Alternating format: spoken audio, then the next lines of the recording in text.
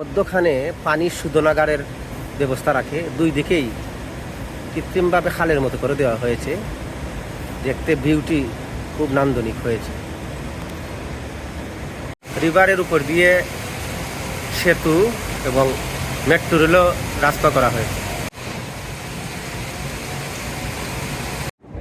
মনোরেলে চড়ে নদী দেখতে বেরোলাম।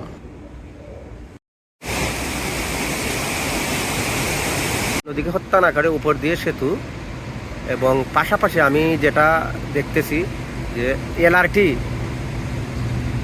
রেলওয়েও এই নদীর উপর দিয়ে নিয়ে যাওয়া হয়েছে। দেখতে খুবই চমৎকার লাগতেছে।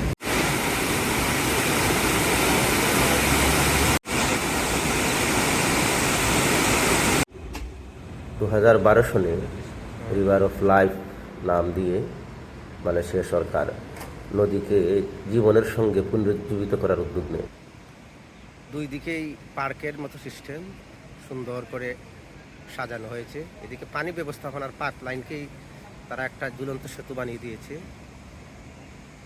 দেখতেও সুন্দর লাগে, তাদের কাজও চলে। আর নদীতেই বড় বড় পাথরখণ্ড ছিটিয়ে দেওয়া হয়েছে ঝর্ণার আবহ দিতে।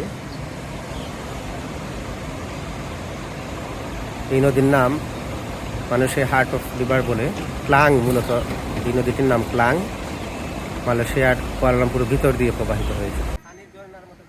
নদীর ধারে বিভিন্ন স্থাপনা, খাবারের দোকান, কফি শপ এবং পুরনো ঐতিহ্যবাহী স্থাপনাগুলোকে যুক্ত করা হয়েছে, যাতে ব্যবসা এবং পর্যটনও বিকশিত হচ্ছে।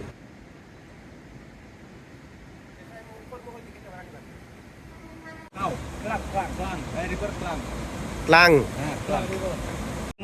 KLANG,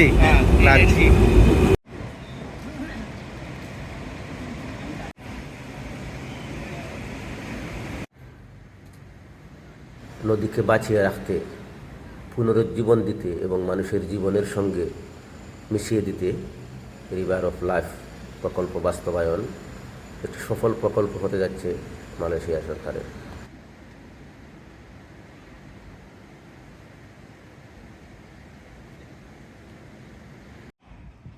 নদী ও নদীর পানি পরিষ্কার রাখা, সৌন্দর্য বৃদ্ধি করা এবং নদীর পাশে পরিকল্পিত উন্নয়নই এই প্রকল্পের মূল লক্ষ্য।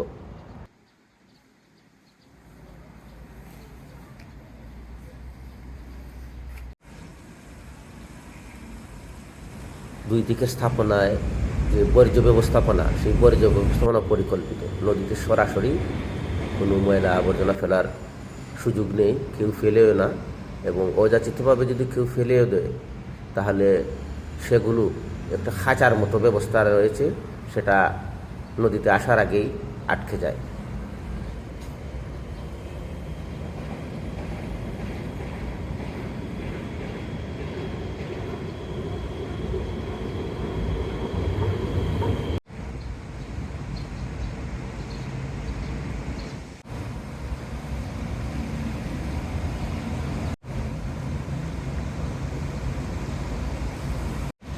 বিভিন্ন পয়েন্টে এরকম খাঁচা তৈরি করে দেওয়া হয়েছে, যাতে পলিথিন বা ময়লা আটকে যায়।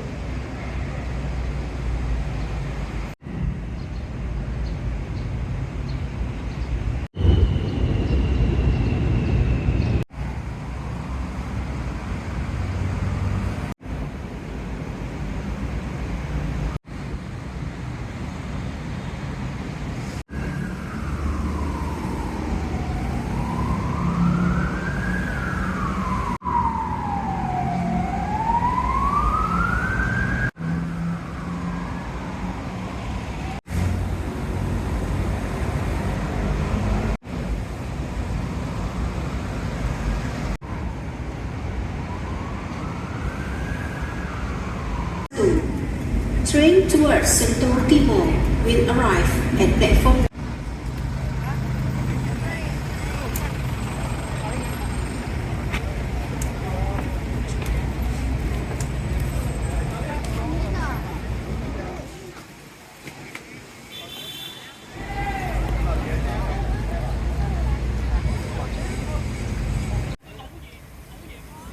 মসজিদে জামেক সহ ঐতিহাসিক ও গুরুত্বপূর্ণ স্থাপনাগুলোকে নদীর সঙ্গে যুক্ত করে দেওয়া হয়েছে।